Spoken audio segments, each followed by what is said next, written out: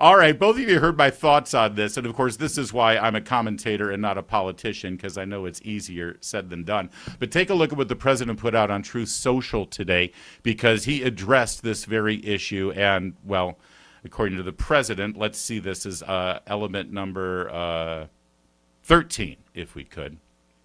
The president said on Truth Social that he's working hard with Speaker Johnson to get the current funding deal, which passed the Senate last week, through the House and to my desk, where I'll sign it into law immediately. We need to get the government open. I hope all Republicans and Democrats join me in supporting this bill and send it to my desk without delay. There will be no changes at this time. Well, there you go. My big idea is gone. Julian, can Speaker Johnson rally the Republicans to just swallow this and pass it through after the president has negotiated with Chuck Schumer? He's got one vote margin. And by the way, are Democrats kind of holding their breath and concerned that they might dodge a bullet here if the speaker doesn't take up my suggestion and actually bring some more ideas to the table and some more policies to the table that maybe Democrats don't want to discuss right now?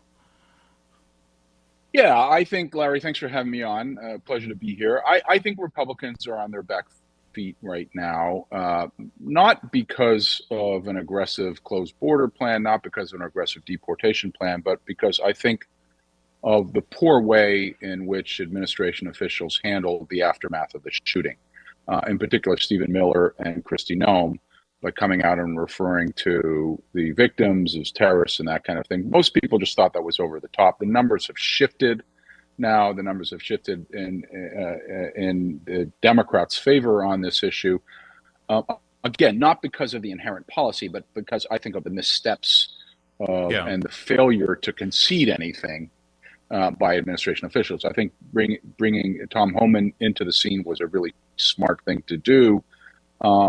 And so I think right now what Republicans are trying to do is sort of scramble, get out of this thing as quickly as they can, and then sort of get back onto other issues, whether it's the economy or whether it's, a new form of immigration enforcement. But look, I think on the immigration issue, there's been plenty of blame on both sides, and it continues to be a Rorschach test, which is unfortunate. Because on the one hand, you've had maybe a overzealousness on the part of ICE officials in Minnesota. One can reasonably argue that. But on the other hand, you've had violent riots in the streets trying to impose a counter-majoritarian policy. Yeah. Counter-majoritarian meaning the public voted for strong border enforcement and deportations, and that's exactly what Trump was doing. What Trump was doing, whether you like it or not, on immigration, was perfectly legal in most cases. And what the violent protesters were doing on the streets in Minnesota was not legal. And I think the Democrats have lost that thread. I think that's the concern, Bethany, is that if Republicans do sort of acquiesce and sort of retrench here, or maybe take a few steps back to just allow for the funding measure to go through, that it'll be seen as a retreat. It'll be seen as a success for those tactics in the streets. And again, it's not happening in other states and other cities where you actually have cooperation. So it's almost like they're being rewarded for the mayhem. Yeah, absolutely. Not to be really cliche and bring it back to parenting, being, mom wars, but if my 3-year-old is having a total meltdown and they're screaming for candy and the only thing I have in my bag is candy, I'm not going to give them that piece of candy, even if it's the only thing in my bag, because they'll learn that this is how they get what they want. But the comparison is not candy. It's, martyring people and having them let themselves be killed by ICE. This is a really, really dangerous precedent if Republicans give in to this chaos, because people have died. And I don't understand why they want more people to die. But after Renee Good, it's when they turned her into a martyr for their cause, that seemed to be the message, that that's what they wanted. So I think we need a de-escalation, and that the way to de-escalate is to not give in at all, not an inch. Well, the president signaled. Oh, go ahead, Julian. No, I followed Bethany's work, and I like a lot of what she writes, and I think she's exactly right with the children's analogy. This is exactly like, kids stomping their feet in a Toys R Us store until they get what they want, and then you finally give them what they want. You're sort of negotiating with terrorists here. Yeah. And I think this is a victory for the increasingly violent protest left. What their strategy was to ratchet this up with as much violence as possible, create crashes with law enforcement with the expectation that that would work in their favor from in the PR wars. I don't want to compare them to Hamas. I don't think they are Hamas. Let me say that. But there is a similarity here where Hamas really believed the more conflict, the more of their own people that were killed, the better it would be for them on a PR front. And this is a tactic of the left, and it goes back, it goes back to early socialism, early communism. So I think that's true. At the same time, the point that I was making earlier is what I think this tells us about our politics is that we are living in this Rorschach world where conservatives just see the violent protest left as being wrong. And I agree with a lot of the criticism on that. But at the same time, two things can be true. The violent protest left on the ground that is going to keep ratcheting up the violence until they get what they want. And that's a bad thing. You shouldn't give them what they want because of that. That's when our democracy starts to tear down. But it can also be true that Department of Homeland Security is hiring ICE law enforcement officials who are not properly trained, who may be too trigger happy, who could have found ways to de-escalate in both of those shooting situations. Both things can be true at the same time.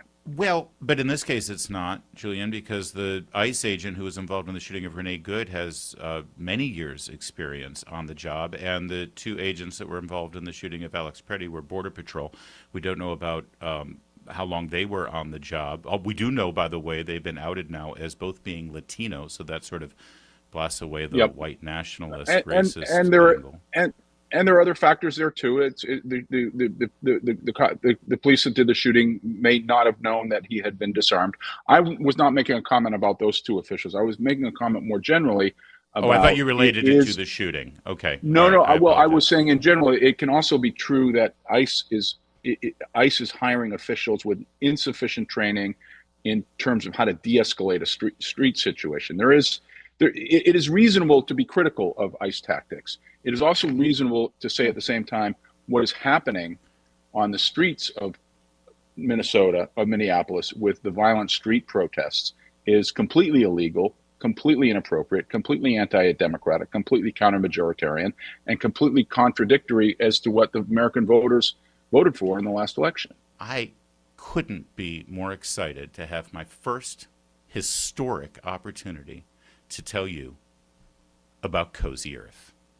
Did you know that right now you can buy one and get one free of the unbelievable bamboo pajama set?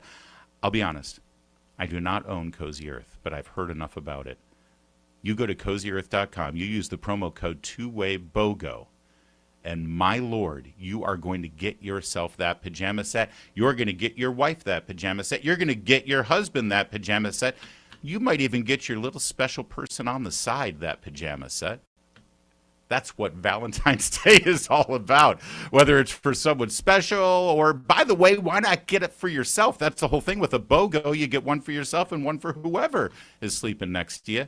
Cozy Earth makes it easy to bring comfort and care into your everyday life. This Valentine's Day season, it's the BOGO pajama deal of a lifetime, and you're not going to see any other offer like this any other time of the year. So make sure you get over to Cozy Earth. That's CozyEarth.com. And isn't there a code that we need to use? I think there is. All right, hang on. I'm going to get right to the code.